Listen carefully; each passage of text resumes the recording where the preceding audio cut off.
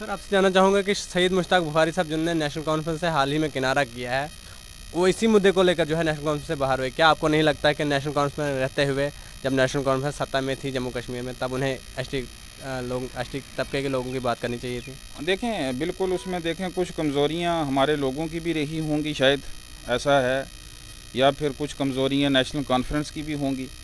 देखें, कमज़ोरियाँ तो हर इंसान में होती हैं, ऐसा नहीं है कि कोई परफेक्ट इंसान दुनिया में पैदा हो। आप हैं, आप भी बहुत बड़ी हेल्प कर रहे हो, सुबह से शाम आप शाना बशाना लोगों के बीच में जाते हो, भूखे प्यासे जाते हो, आप भी ये बहुत बड़ी मदद कर रहे हो लोगों की।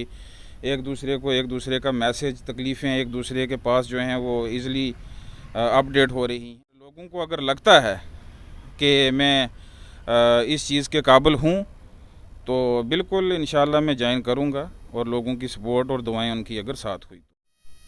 जेके एक्सप्रेस न्यूज़ में आप सभी का स्वागत है। मैं हूँ आपका मेज़बान शहजाद नाइक। जिस तरह से आप देखते हैं कि जम्मू कश्मीर में प्रधानमंत्री नरेंद्र मोदी जी का रैली थी, पहाड़ी तबके को जो है एक उम्मीद थी, और भी बहुत सारे लोगों की बहुत सारी उम्मीदें थी, लेकिन पहाड़ी तबका जिन्हें एसटी स्टेटस जो पिछले कई महीनों से जो है ज़ोरों शोरों से उनका जो एसटी स्टेटस है उठाया गया था। रविंद्र रैना जी जो है बड़ी बड़ी बातें कर रहे थे। हमारे साथ डॉक्टर कदीर मिर्ज़ा जी हैं ज़्यादा बातचीत करने के लिए। उनसे जानेंगे क्या नरेंद्र मोदी जी से कितनी अपेक्षाएं थी और वो कितने खरे उतरे अपनी अपेक्षाओं को लेकर। सर सबसे पहले आपका बहुत बहुत स्वागत है। जी जी, thank you very much. Sir basically सबसे पहले मैं रमज़ान का जो है वो पाक महीना चल रहा है, बाबरकत महीना चल रहा है, और ईद भी आने वाली है, और मेरी तरफ से जो है ईद की पूरे देश को, पूरे मुल्क के जितनी भी अवाम हैं उनको मुबारक होनी चाहिए, और मैं मुबारकबाद पेश करता हूँ। और साथ में ये एक मैसेज मैं कन्वे करना चाहता हूँ, सबसे पहले आपके मीडिया के थ्रू एक रिक्वेस्ट करता हूँ, स्पेशली जितने भी हमारे मुल्क के हिंदू, मुस्लिम, सिख, ईसाई सारे भाई हैं, कि प्लीज़ जो है आप किसी भी अफवाहों में और किसी भी ऐसी न्यूज़ या ऐसी किसी भी बात से अपने भाईचारे को और इंसानियत को ठेस ना पहुँचाएँ, और सब मिल के जो है दुआ करें, प्रे करें, और सब भाई जो हैं एक अच्छा यहाँ पर एक अच्छा ऐसा एक मैसेज कन्वे करें पूरे वर्ल्ड में, पूरे होल वर्ल्ड में, कि दुनिया को लगे कि हिंदुस्तान के अंदर कैसा एक खूबसूरत गुलदस्ता है जो आज भी हरा भरा है और ख़ूबसूरत है। मैं स्पेशली रिक्वेस्ट करूँगा कि इंसानियत को हमेशा जो है वो मेंटेन रखें, और एक दूसरे की हेल्प में हमेशा खड़े उतरें। कोई भी परेशान हो, कोई हिंदू मुस्लिम, ये एक आइडेंटिफिकेशन है, सब इंसान हैं, और अपने भाइयों को, अपने जितने भी नियर नियरेस्ट पड़ोसी, गरीब अमीर, सब की मदद करें, और एक दूसरे के साथ हमेशा रहें। सर जानना चाहूँगा आपसे कि पहाड़ी स्टेटस की मांग जो है बहुत ज़ोरों शोरों से उठ रही थी पिछले कई महीनों से, आपने देखा। आपसे जानना चाहूँगा कि आखिर ये ज़रूरत क्यों पड़ी, पहाड़ी को जो है एसटी स्टेटस मिलना चाहिए? देखें, ये बिल्कुल इसमें डिज़र्व करते थे पहाड़ी, क्योंकि पहाड़ी काफ़ी ऐसे लोग हैं जो काफ़ी एजुकेटेड लोग हैं, एजुकेशन भी है, लेकिन बदकिस्मती की वजह से उनके पास ऐसा कोई सोर्स या कोई ऐसी सपोर्ट नहीं है जिसकी वजह से वो आगे अपने किसी भी प्रोफेशन में प्रोग्रेस करें।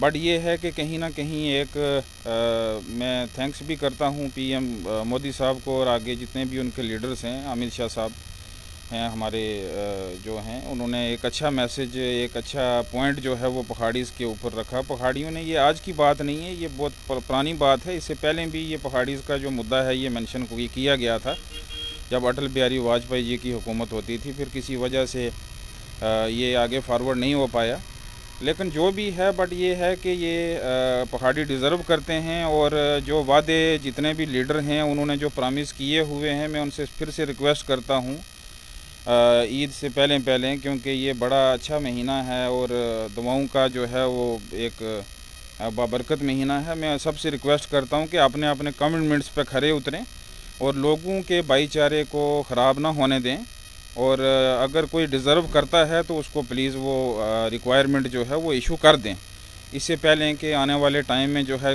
ये भी ऐसा ना हो कि कोई छोटा ये ना समझे कि बड़ा कौन है, और एल्डर की इज़्ज़त छोटा। और मैं नहीं चाहता कि कोई ऐसा मसला हो जिसे हमें ख़ुद शर्म और एक शर्म महसूस हो हर टाइम के कोई छोटा बड़ा किसी की कोई रिस्पेक्ट जो है वो मेंटेन नहीं है हमारे यहाँ पर, और ऐसा होना नहीं चाहिए। रिस्पेक्ट को मेंटेन रख के और अपने भाईचारे को मेंटेन रख के, और मैं स्पेशली रिक्वेस्ट करता हूँ पीएम साहब से कि इस चीज़ को जल्दी से जल्दी फॉलो अप में लें।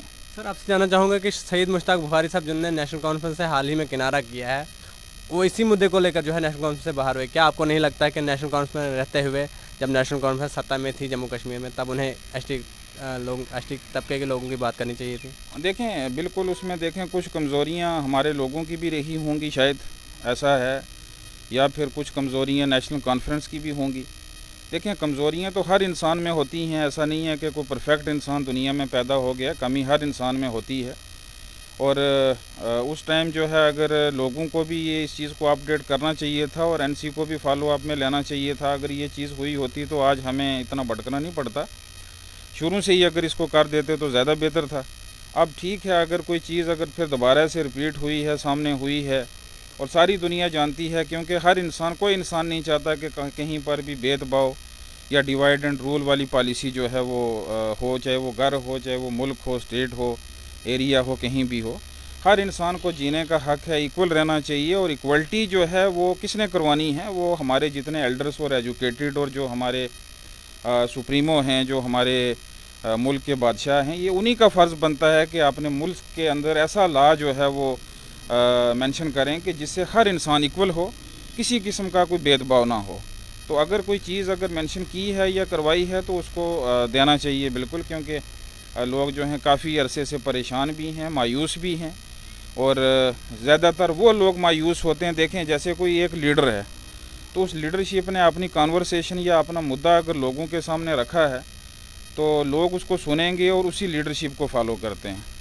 बाद में अगर कोई चीज़ डिस्ट्रॉय हो जाती है तो लोग जो हैं वो मायूस हो जाते हैं, क्योंकि उनका काफ़ी टाइम और काफ़ी उनके जो एक सेंटिमेंट्स हैं वो काफ़ी सर्व हुए होते हैं। तो इसलिए मेरी रिक्वेस्ट है कि इस चीज़ को जल्दी से जल्दी और इलेक्शन से पहले ही इस चीज़ को फॉलो अप में लिया जाए। आखिरी सवाल मेरा ये रहेगा, जिस तरह से आप एसटी तबके की बात जो है हमेशा अपनी बेबाकी से हर इस मुद्दे पर राय रखते हैं, क्या आने वाले समय में डॉक्टर कदीर मिर्ज़ा साहब किसी पार्टी में नजर आएंगे? देखें, बेसिकली ये है कि पार्टीज़ का तो अभी ऐसी कोई सोच नहीं है या थिंकिंग नहीं है, लेकिन फिर भी इंसान की एक नीयत होती है अल्लाह के सामने कि मैं दुनिया में किसी भी प्रोफेशन में हूँ। ये ज़रूरी नहीं है पॉलिटिक्स हो, अगर मैं डॉक्टर हूँ तो नेचुरली बात है यहाँ भी हम एक दूसरे की मदद करते हैं। आप हैं, आप भी बहुत बड़ी हेल्प कर रहे हो, सुबह से शाम आप शाना बशाना लोगों के बीच में जाते हो, भूखे प्यासे जाते हो, आप भी ये बहुत बड़ी मदद कर रहे हो लोगों की। एक दूसरे का मैसेज, तकलीफ़ें एक दूसरे के पास जो हैं वो ईज़िली अपडेट हो रही हैं। हर इंसान अपने लेवल पे मदद करता है और मदद जो है वो बिल्कुल एक पर्दा है, अल्लाह और बंदे के बीच में एक पर्दा होता है। मदद अगर की जाए तो किसी दिखावे के लिए ना की जाए और किसी सोशल मीडिया के ऊपर ना की जाए। मदद हमेशा करते हैं और हर इंसान का फ़र्ज़ बनता है मदद करना। और जहाँ तक मैं आपको एक बात बताऊं कि पॉलिटिक्स में अगर लोग वेल कोऑपरेट करते हैं और लोगों को अगर लगता है कि मैं इस चीज़ के काबिल हूँ तो बिल्कुल इंशाल्लाह मैं ज्वाइन करूँगा, और लोगों की सपोर्ट और दुआएं उनकी अगर साथ हुई तो। चलिए, बहुत बहुत शुक्रिया। ये थे डॉक्टर कदीर मिर्ज़ा साहब, जिन्होंने ये कहा कि अगर लोगों का प्यार मिला, लोगों की सपोर्ट रही तो आने वाले समय में हम भी जो है राजनीति में रहेंगे, लेकिन अभी हमारा ऐसा कोई प्रोग्राम नहीं है।